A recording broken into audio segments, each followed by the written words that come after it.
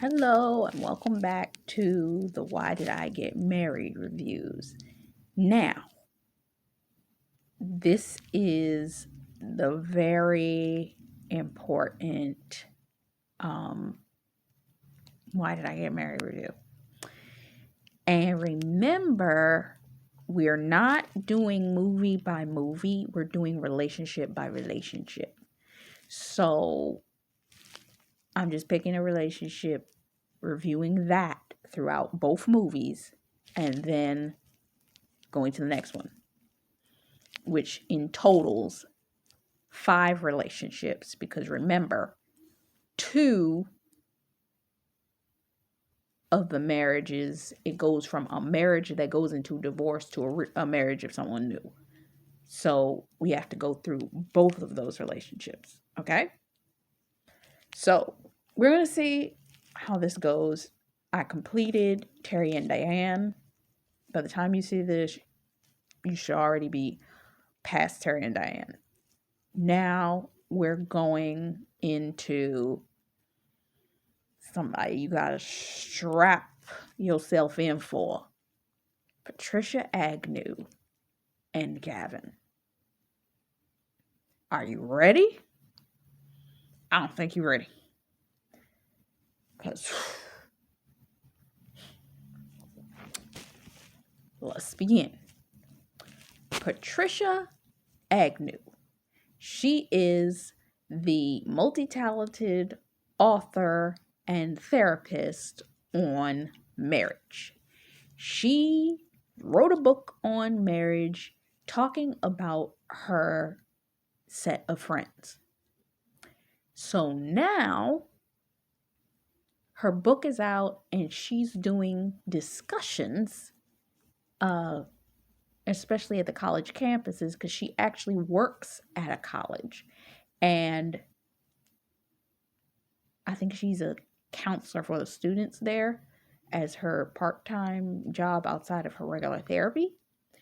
And she's a best-selling author, but it's time for them to go on their couple's vacation.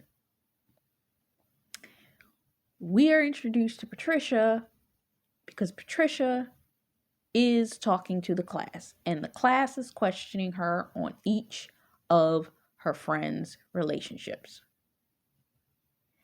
And she changed her friends' names in the book for purposes. I think she changed their names. But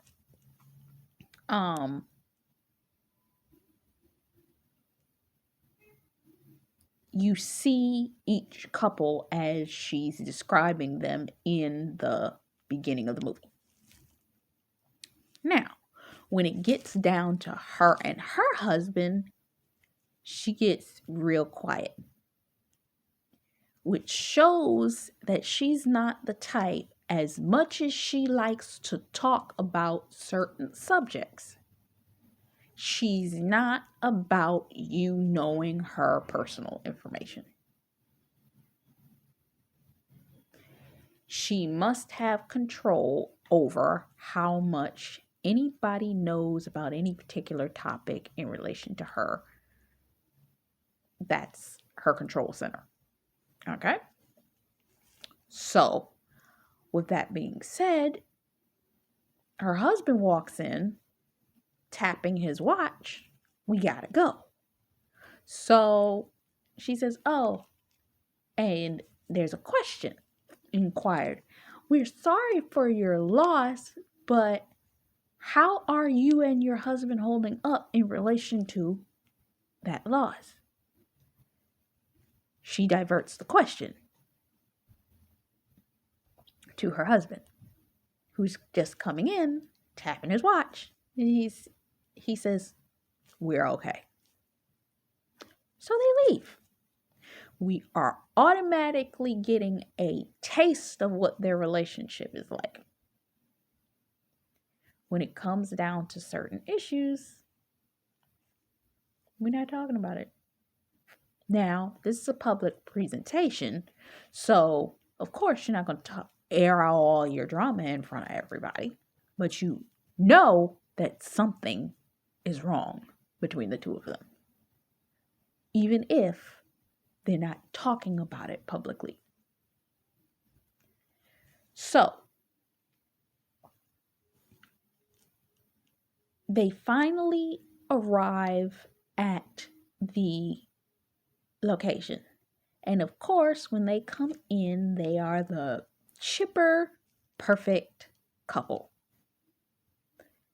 Patricia and Gavin, y'all are perfect. Everything is wonderful with you guys. She goes to go check on Diane. He's left talking to Terry. Terry's having conversation with him. Terry sits there and he's saying blah, blah, blah. And then all of a sudden, Terry said, man, how many kids you said that you wanted to have? And Gavin's like, and he's like, oh man, I'm sorry. I know. So we now discover there's something in relation to children. We yet don't know exactly what it was in relation to the child. There's something in relation to a loss. Was it a miscarriage? What was it in between the two of these people? But it's not discovered right now because that's not a conversation that's being had. So as the film progresses, the girls go out, I believe it's the next day, and they're talking about other people and the other issues between everybody else.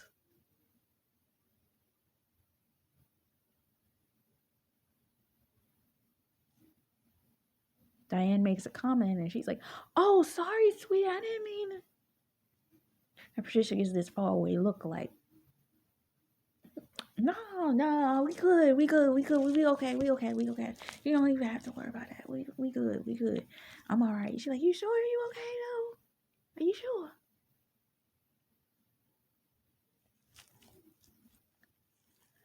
So you definitely can tell that there's something going on in relation to a child. Now we know the child was lost, but we don't know much in relation beyond that point about the child. So let's take a step back. Let's just deal with how do you deal with loss as a couple? Now, I can say personally, I've never dealt with a physical loss of a child. Never aborted a child, never dealt with a miscarriage of a child, and God forbid that it ever happened when I get married.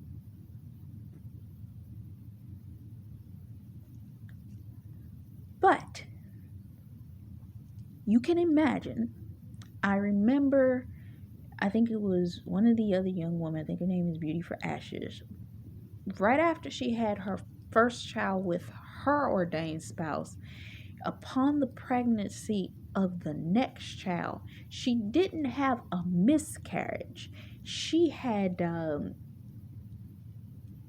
what they call a false positive, where it was like she had a collection of the hormone that created a clump,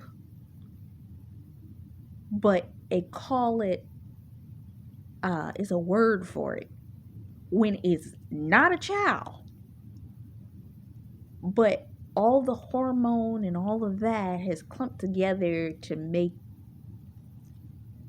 this blob, but it's not a child. But because the hormone is there that a pregnancy test will recognize, I believe, that's what it is. They call it a chemical pregnancy because it's not a child, but it's this blob. It's like, I can't even express. It's like, it's not even like debris. It's like, is a clump. But it's chemical. They call it a chemical pregnancy. It's not an actual baby. And I don't believe it ever was an actual baby. It's just that for all radar and intensive purposes, it reads as one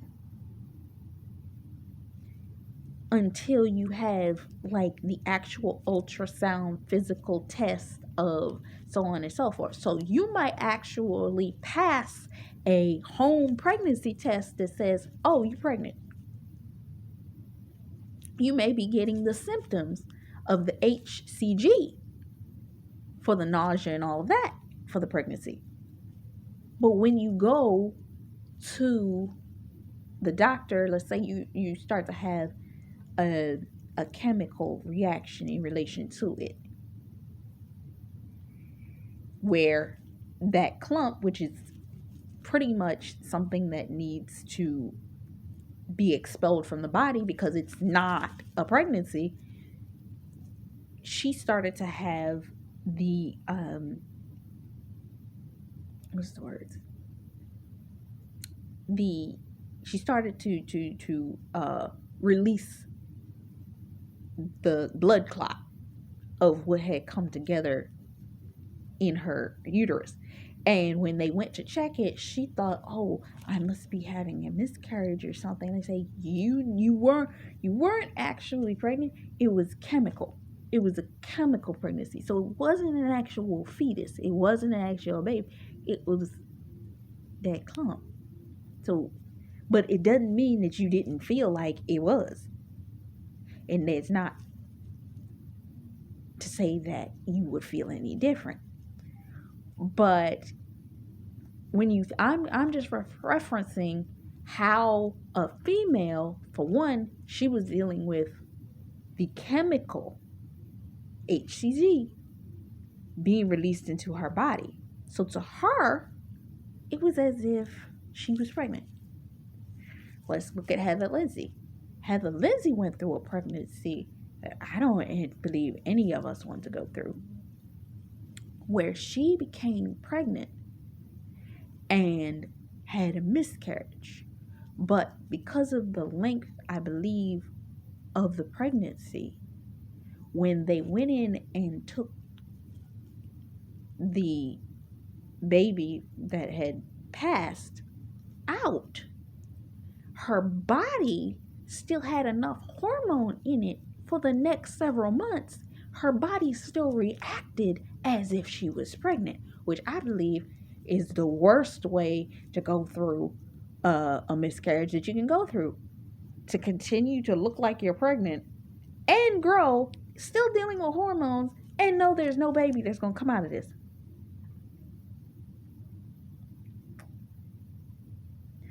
Or, God forbid, those that have dealt with stillbirth, meaning everything went well all the way up to the day of delivery,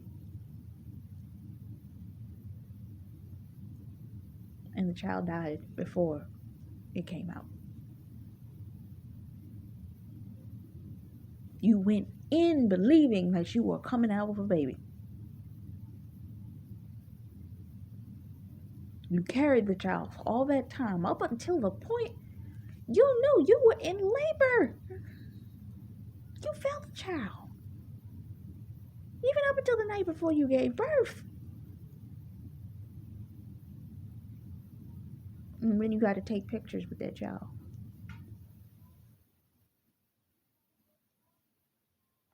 Can you imagine it? Or like this scenario, a situation of a careless moment.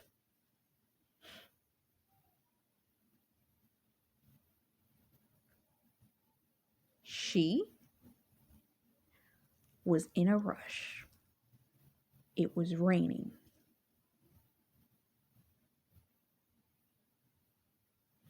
And they were leaving. She put the baby in the carrier. but did not strap the carrier in the way it needed to be positioned. It was loose.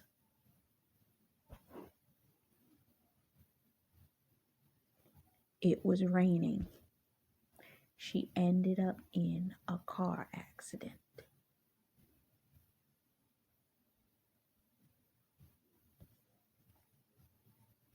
How do you, under any of these scenarios, continue to operate after having lost your child?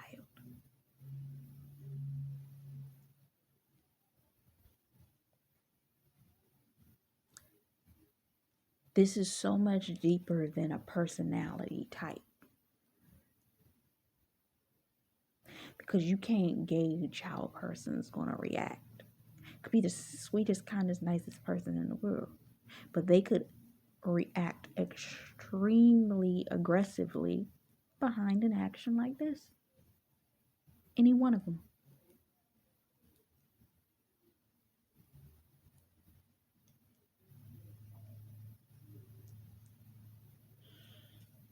You go through levels of grief.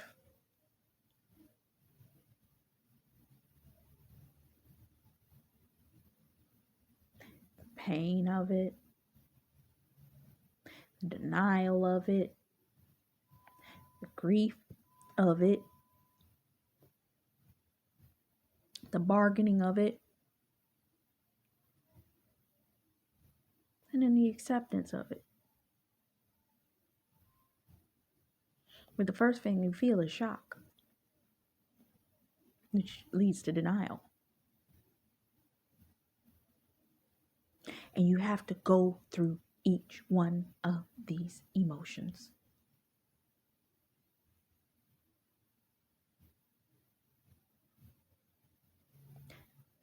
And how you process it. If one of you makes the choice, I'm going to process through this information. I'm going to check myself. I'm going to make sure I'm okay. I'm going to talk about it. I'm going to make sure I know that this has happened. We went through this funeral. We went through this experience, and you're going to deal with it. But what happens when the other person doesn't want to? It's one thing when you have a loss of the child as a chemical pregnancy, or yes, it's detrimental to lose the child mid-pregnancy and then have to carry the weight of it. It's detrimental to carry the child all the way to term and then lose it. But what happens when you carry the child and you see that child? I knew a woman. She got pregnant 2 to 3 times. Every time she got pregnant, that child never lived. The child may come out of the uterus for a period of time, meaning 2, 3, 5 months, and then it would die. This happened to her 2 or 3 times.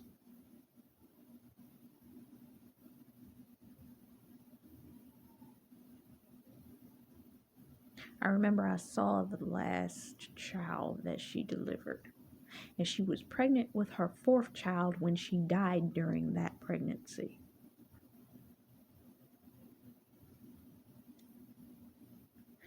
Now, she died of a unexpected causes. We do not know exactly what exactly it was, but she passed. I believe she had pneumonia. She was sick in some way, and she had gotten sick at that time, and they could not resuscitate her. In the middle of the night, they couldn't wake her up. She stopped breathing, couldn't resuscitate her. They got to the paramedics. She was gone.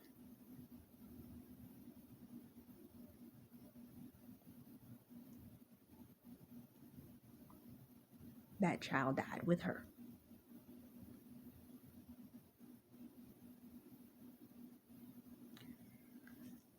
So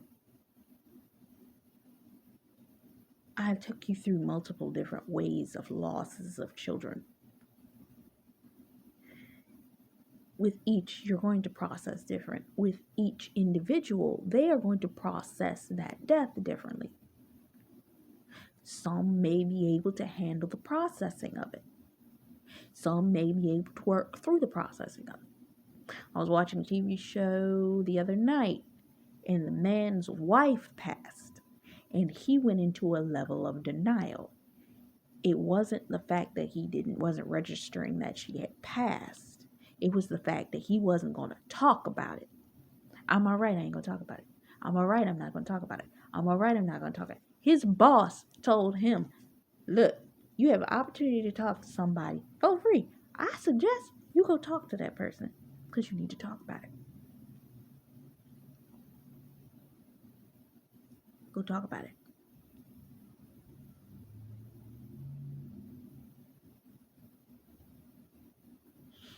So, some people do not know how to process information at first. They don't know how to deal with it. When you lose a child in utero, the woman is dealing with the hormonal issues of it. So it's a lot of things going on within the body that can make the process of dealing with those emotions harder or easier, because sometimes